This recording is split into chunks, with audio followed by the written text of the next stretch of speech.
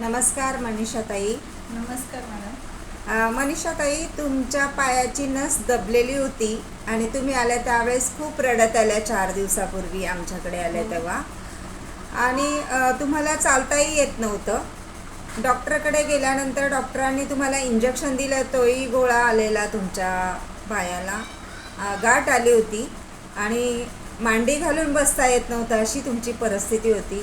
खूप सारा प्रॉब्लेम होता तुम्हाला. मासिक धर्मचा पण त्रास होता आणि पाचनतंत्र पण तुमचं बिघडलेलं होतं.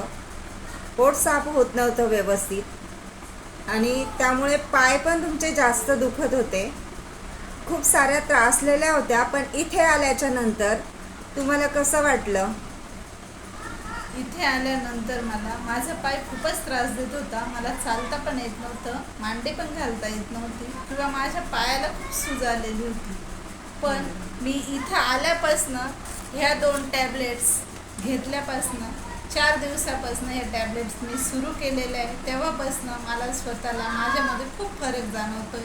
आता मी व्यवस्थित चालू पण शकते, व्यवस्थित मांडी पण घालू शकते आणि व्यवस्थित माझी तब्येत व्यवस्थित वाटते मला. धन्यवाद मनीषा.